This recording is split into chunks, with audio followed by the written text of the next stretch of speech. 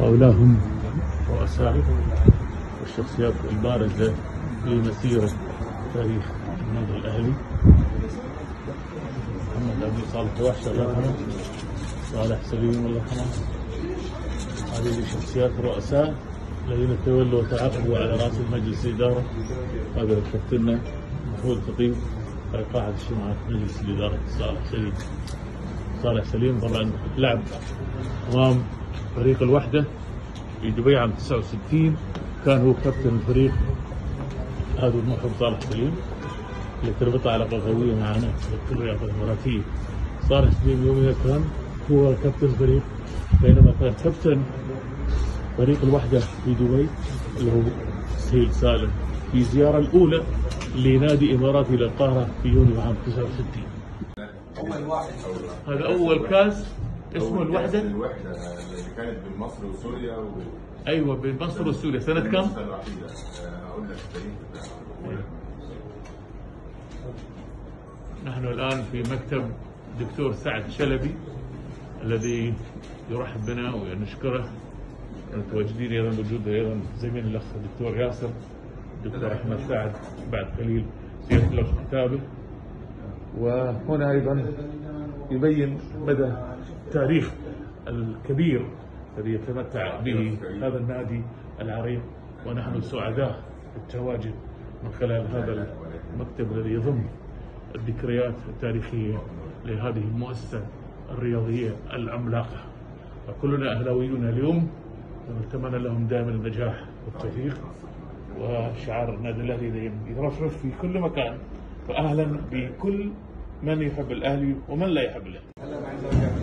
تاريخ، نحن في نادي التاريخ، وهذه اللقطة أيضا يبين فيها وجود سمو الشيخ منصور محمد وسعادة الأخ سعيد أحمد نطر الطاير خلال تسليم جائزة نادي القرن الأفريقي للتتويج ببطولات الشرق الأوسط في 27/12 العام الماضي. وأيضا الرياضة الإماراتية تتواجد هنا، كذلك هنا أيضا نرى الرجال السنوي الأول السادس حسام الزايد، وهذا أيضا دلالة واضحة على مدى عمق العلاقات التي تربط الرياضة الإماراتية والرياضة المصرية. نحن الآن في قاعة صالح سليم، هذه القاعة اللي يجتمعون فيها مجلس إدارة النادي الأهلي. اجتماعاتهم هني جماعية ويتخذون قرارات بعد 5-6 ساعات. وهذه القاعة اللي يجتمع فيها مجلس إدارة النادي الأهلي الحالي برئاسة الكابتن محمود، والمجلس بشكل مستمر. يعني أمس كانوا مجتمعين حوالي 5 ساعات متواصلة. وهذه قاعة تسمى قاعة صالح سليم اللي هو رئيس النادي الأهلي. والحقيقة العمل الجماعي الأنيق اللي تمتع به نادي القرن شيء لا يوصف، شيء حقيقة من التاريخ. عندما تذكر التاريخ فعليك أن تتذكر هذا النادي العملاق والصرح الكبير في الرياضة العربية والمصرية. دبي تخيلوا هذا منو؟ هذا رجب عبد المنعم، لاعب لنادي النصر ولعب المنتخب العسكري بالزبط. ومن خيرة الناس اللي لعبوا في الكرة في الإمارات. كابتن رجب نحن فرحانين فيه. والله أنا أول ما عرفت إن أنتم هنا جيت أسلم عليكم وأسلم على الدكتور، وفرحان إن أنتم موجودين في بلادكم. والله الله يحفظك، والله نحن فرحانين فيه. والله سعيدة. كل النصراوي بيسلموا عليك. الله يخليك يا أستاذ محمد. ربنا يحفظك حبيبي. أنت الوحيد اللي كنت في الرياضة دبي هناك، كان رفع الرياضيين وعامل النشاط الرياضي. لغاية الوقت بشوفك دبي زمان أقعد قدامك لغاية 1 و2 عشان أتفرج عليك. وسعداء انك مشرفونا ودائما مشرفينا في بلادنا. شكرا دكتور. المبنى الاجتماعي في النادي الاهلي القهري، وهنا ايضا مجموعه من الرياضيين القدامى والمخضرمين.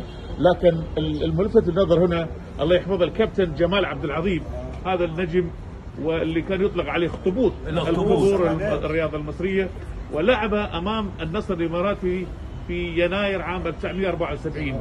لاعب حقيقة يعني الواحد يفتخر فيه ونتمنى له الصحة والعافية. هذه مصر وهذه عمالقة الكرة والرياضة المصرية يجلسون هنا في هذا المكان الجميل الرائع في مبنى النادي الأهلي النادي التاريخي. فاهلا بكل الاهلاويه. شكرا شباب، شكرا. كابتن جمال منور حبيبي، ربنا يحفظك.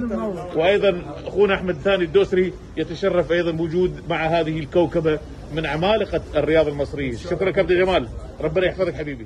اديني كيو. اهلا بعشره عمر، اهلا بابناء مصر الحبيبه، اهلا بابو معتز الرجل العسكري، اهلا بصديقي ورفيق دربي الدكتور احمد، اهلا برفيق عمري ابو وائل، اهلا بصديقنا وصديقنا عز الدين جلاوي مسلم، اهلا بصديق الدرب ضياء علي. جيب وشه، جيب وشه. شغلك الكاميرا بان. اهلا بمحمود الربيعي الذي علمني كثير من المنشطات ابرزها ذلك كتبه ذلك. يا عم اهلا بيك انت.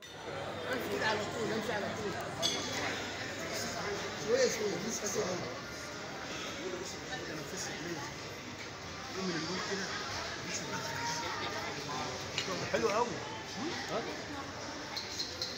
اهلا يا عصام، منور يا زول. انت واخونا اسماعيل كيلي. الله يخليك. نعيد ذكريات ال40 سنه الماضيه. حتى اسماعيل نزلها في جروب الزول يا زول، ولازم مش عارف ايه وكلام من ده. في حاجات حلوه كتير قوي تعملها. ثاني نزلها في جروب الزول.